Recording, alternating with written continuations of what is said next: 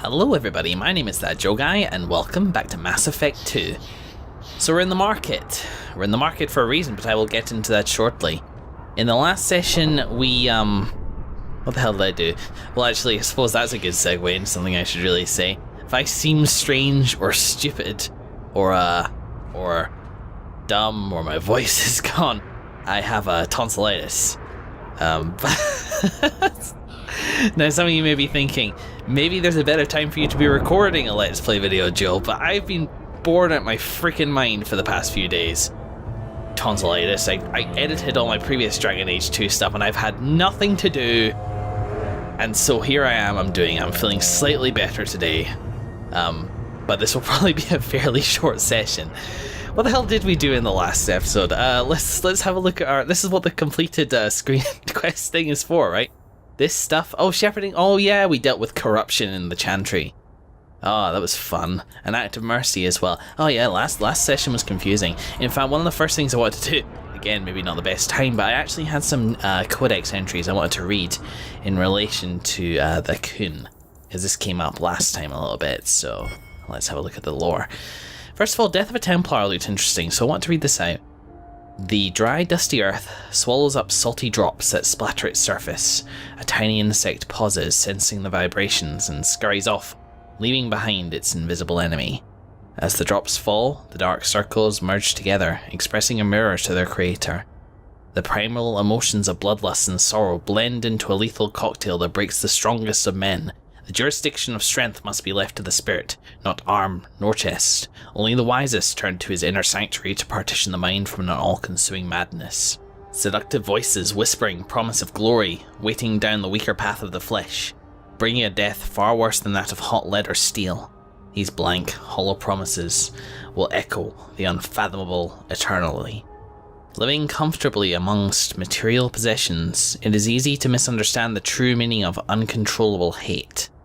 Failing to understand the power of fighting against pure unfaltering beliefs, against foes that listen only to their soul, uncontrollable hate, influenced and thus removed from innocence, the scar, is permanent and internal. The rain, now red, feeds the debt owed for actions past, seeking further into the earth as the mind draws slower. What was it that drew himself, to this situation? The mind ebbs and parts to a lingering memory of true innocence. He entered war as a newborn enters the world, unknowing of both the horrors and the light of the maker that will save him. The sound of metal sliding along leather comes from above him. From the second he was born to his soon-to-be dying breath, his mind was processing and analysing knowledge and experiences. It is true that he thought he could be wise in his own eyes, but only the most humble recognises that he knows very little.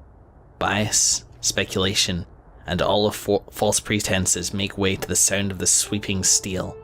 And then, finally, his soul, as ready as his eyes dry from this final understanding, enters his promise of its purest form. Well, quite frankly, I was too busy reading that to fully understand it. I think I got the general idea. And it may be like I don't want to say a parody exactly, but a nod to something like Death of a Salesman, which I never read or watched. Is it a movie? Isn't it a video game for the 3DS? I think that's right. Anyway, after that, speaking of hard to understand, let's have a look at this. Now the Qunari, we read this. So Cerebas. The Qun teaches that all living things have a place and a purpose, and only when they are in the correct place and in control of their own self may a being attain balance. When balance is lost, suffering follows. Mastery of the self is, therefore, the first and greatest duty. Those born with magic are at a terrible disadvantage, for demons can always rob them of their self. Because of this, the Qunari name them Sarabas, meaning dangerous thing, and treat them with the utmost caution. Sarabas must be carefully controlled by someone else, an Arvarad, one who holds back evil, because they cannot truly control themselves. The evil is not the mage, but the loss of the mage. The loss of the mage's self, and the suffering that inevitably follows. The Qunari pity and honour the Sarabas, Striving while under constant threat from within is truly selfish, which is the highest virtue of the Qun. Asit's Taleb.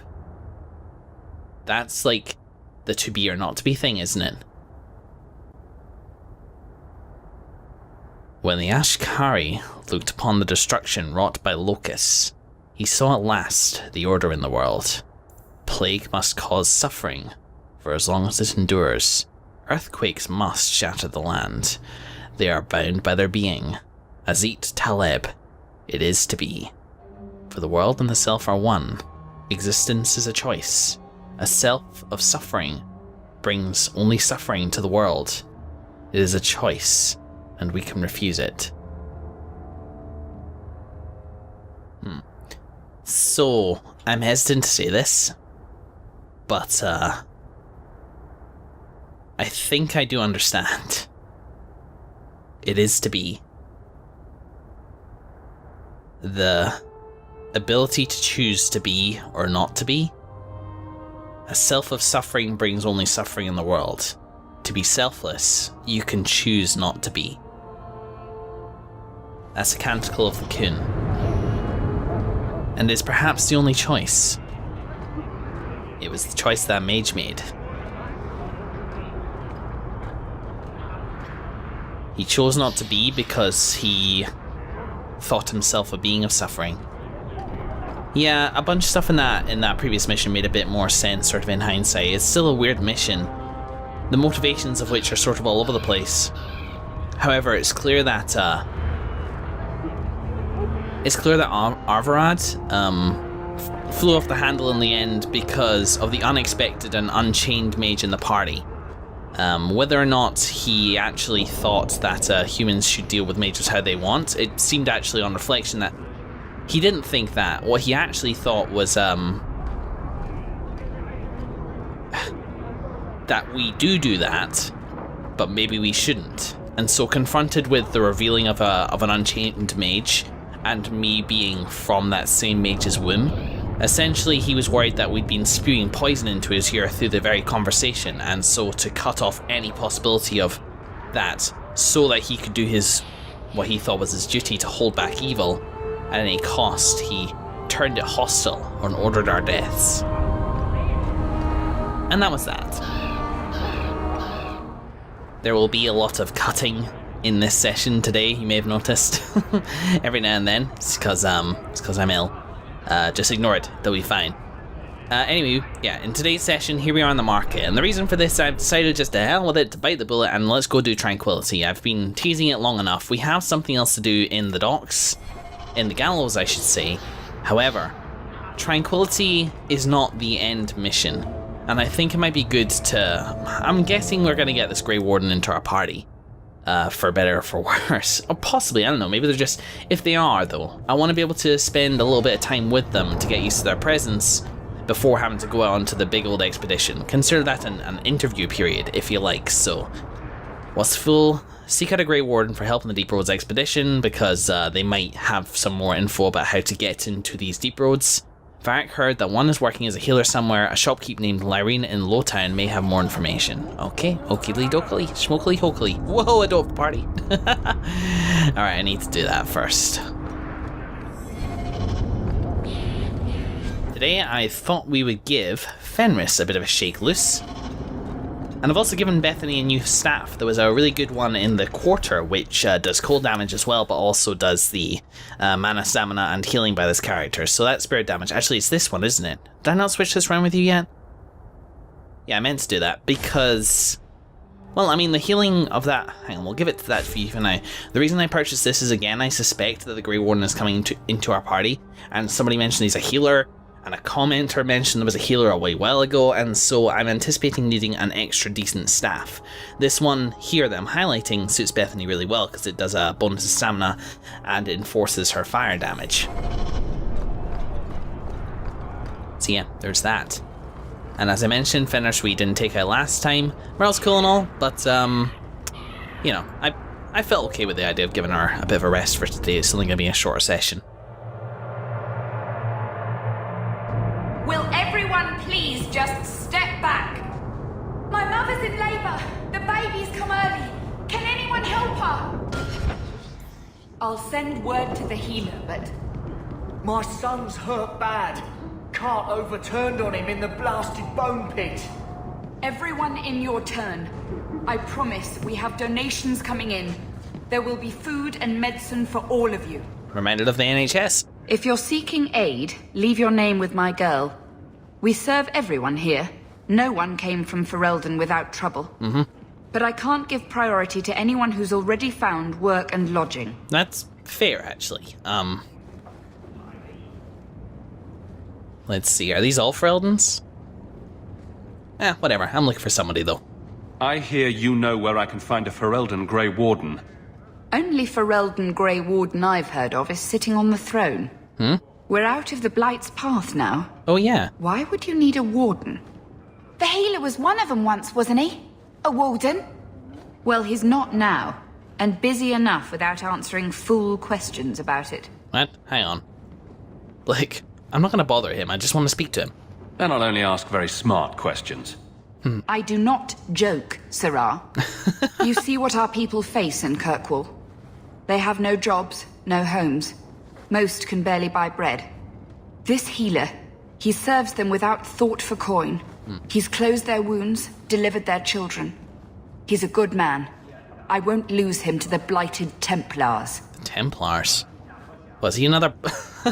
Is he another apostate? I do mean him no harm. He sounds like a good guy. You mean he's a mage? Would I stick my neck out for some purveyor of hensbane and leeches? What? We would never turn someone over to the Templars, mistress. Never. He doesn't want to be locked in the gallows just for using the gifts the Maker gave him. Like, I really do... That seems reasonable. Yeah, it does seem reasonable. I can hardly blame him. I suppose it isn't my secret to keep. Anders has certainly been free enough with his services. Refugees in Darktown know to find the healer, look for the lit lantern. If you have need enough, Anders will be within. Oh. Please, my mother, don't let her lose another baby. Oh, Anders. There's a name I've never heard in my entire life. And so, therefore, Iain Hawke has no reaction to that name whatsoever. What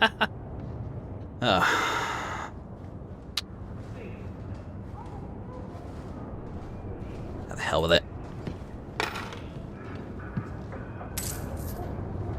I'm still doing over 50. So what the hell? Leave my mark, especially if I may be taking their healer. Hopefully I won't have to do it. And let's shop and bring ourselves below the amount that we need. Actually, I think I've got rid of everything that I need here. Do you have anything nice? No, not in particular. My chances with the blight. Just fine by me. It's kind of weird that your healer doesn't work here. I can't get The my lit brother off lantern in Darktown. But I feel like just from reading that blasted map, which reveals too much, the location will probably be clear regardless. Oh, what's this? Hey, we heard you in there asking about the healer. Uh-huh. We know what happens to mages in this town. And it ain't gonna happen to him. I mean, I won't hurt him, but Bethany, you can probably speak better for us than anybody else. Look, we're Fereldens just trying to keep out of the Templars' sight, same as you. Ferelden? But you're clothes. I figured you for a Kirkwaller, sorry. Maker bless the rule of our King Alistair.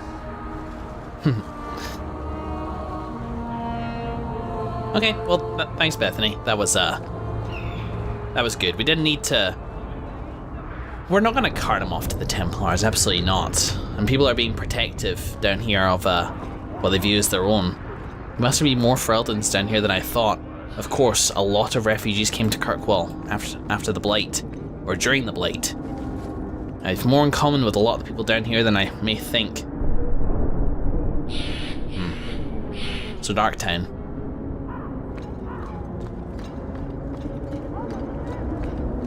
And the lit lantern is the fastest way down to Darktown again. So Anders, huh? Nice reveal there, Dragon Age 2. Couldn't wait for a cutscene to do that. You just had to like blur out his name. This would be interesting. I'm pretty sure most people who are here watched my Dragon Age Origins playthrough, but he was in Dragon Age Awakening, the expanded campaign for that. He was a character who I definitely liked, but I wasn't really interested enough in him to bring him along in favor of a different mage, which I found a little bit more engaging. Even though I actually liked her less, I found her a bit more engaging a companion to come with. But let's see. Wow, it's even more likely now that that he'll be a companion, or maybe he's just a cameo, but I doubt it. But there we are. Hold on to your valuables. Is that profiling? I think it's just clever. Ah, yes, and we cleared out the horrible mages from down. Is it down there?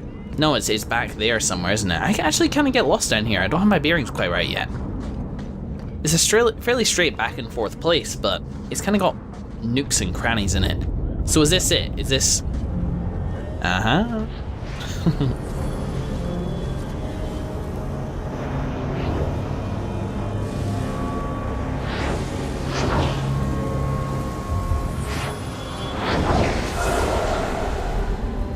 Hey, there you go.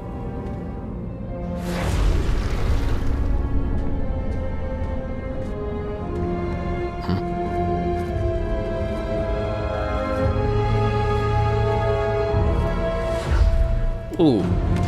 Whoa. I have made this place a sanctum of healing and salvation. Whoa. Why do you threaten it? Whoa. Al, were you doing that echo effect? It was awesome. Hello. Strange occupation for a warden. Aren't you more about taint and death, not healing and salvation? Did the Warden send you to bring me back? What? I'm not going. Those bastards made me get rid of my cat. Poor Sir Pounce-a-Lot. He hated the deep roads. That was definitely after Nathan left, I think. Your cat. You had a cat named Sir Pounce-a-Lot?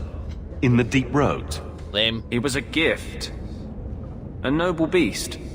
Almost got ripped in half by a genlock once. He swatted the bugger on the nose. Drew blood, too. The blighted Warden said he made me too soft.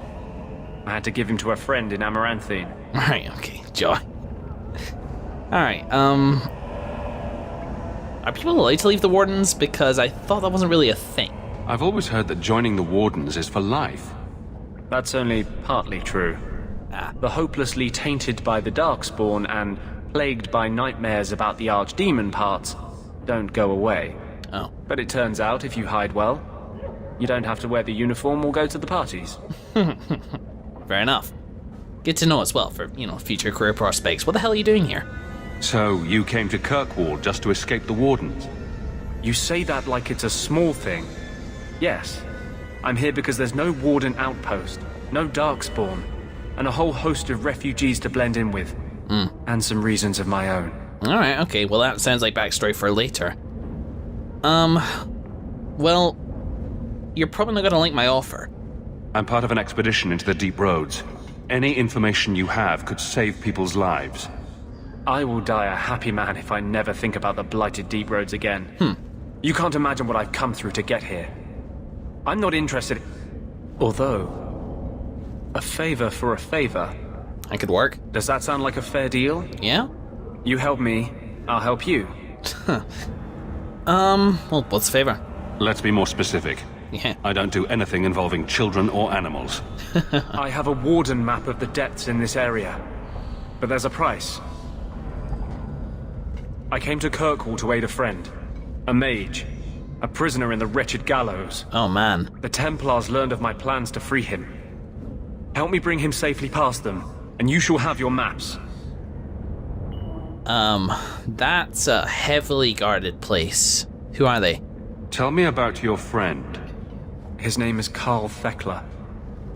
He was sent here from Ferelden when Kirkwall Circle required new talent. Okay. His last letter said the Knight Commander was turning the Circle into a prison. Mages are locked in their cells, refused appearances at court, made tranquil for the slightest crimes. I told him I would come. Oh god. Are these accusations true? Ask any mage in Kirkwall. Over a dozen were made tranquil just this year. The more people you ask, the worse the rumors become. Wow. I'd heard it was more strict here, but I had no idea that was that bad. What do the Templars know of your plans? I don't know. I had been exchanging notes with Carl through a maidservant in the gallows. Then the letters stopped coming. So this is interesting, partly because Anders, you seem different. Obviously this is out of character knowledge, but Anders in Dragon Age Awakening was pretty much Mage Alistair. Obviously they both had the character nuance, but they played the role of posh English joker in the party, which I suppose I'm now filling. Now there's something more sincere, driven about you. And it's interesting as well because the way that you're speaking, you sound like a better man than Iain is. Very, as I say, very driven to do something right, especially with you down here on your own. How have you changed, Anders? This could be interesting. You want to make your friend an apostate? That's such a weighted term. Yes, Andraste said magic should serve man, not rule him. But I've yet to find a mage who wants to rule anything. It goes against no will of the Maker for mages to live as free as other men. Mages must be contained, that's a little controversial. Against no will of the Maker for mages to live as free as other men. I think if possible, mages do need their freedom. Forcing mages into servitude is not the way to prevent the rise of another Imperium. Letting them do as they please is hardly a better path. True. That's not usually the response I get. Perhaps we will work together better than I expected. Excellent. I love that everybody in this party is going to hate Fenris. I'm well aware I'm driving towards rivalry with Fenris. I think that's maybe inevitable. I think we're just quite different. So what's the plan then? How do you plan to break him out of the gallows? I'm hoping it won't come to that. I sent Carl a message to meet me in the Chantry tonight. Maker willing, he'll be there, alone. Right. But if there are Templars with him, I swear I'll free him from them, whatever the cost. Oh god. I mean, is this the price? I really don't want the Templars to catch Bethany's scent. Or my scent, by extension. But what choice do I have? This is the lead, right?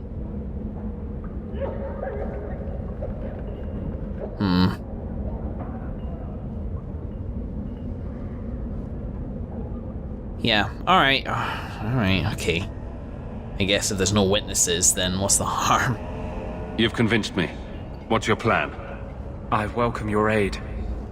I have already sent word for Carl to meet me in the Chantry tonight. Join us there, and we'll ensure that no matter who is with him, we all walk away free.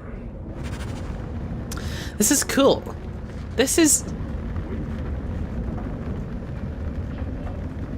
cool to have Anders again, and it's cool that he seems to have developed. Like, he's not the same Anders. And it's also cool that one of the companions is transferring game. This is awesome. Carl won't be able to get away until it's dark. Meet me at the Chantry at nightfall. Bethany, dearest, are you making friends? How's rivalry with Fenris doing? It's a little on that side, but hey ho. Just, you know, I'm happy to let that play out how it's going to play out. As I say, neutrality is now the thing that I'm now concerned about. But even that, I'm trying to just be okay with and not let it influence my decisions too much. Again, my response to Anders saying mages need their freedom, it's more nuanced than that, because I actually do agree with Fenris. But I didn't want to be so neutral as to say that's a little controversial.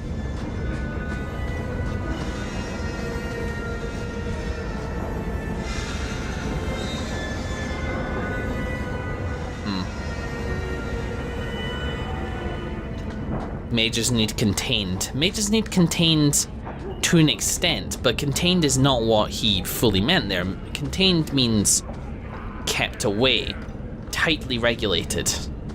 Whereas freedom means completely free to do whatever they want. There's a balance there. There's so obviously a balance. When is the extreme of anything the right thing to do?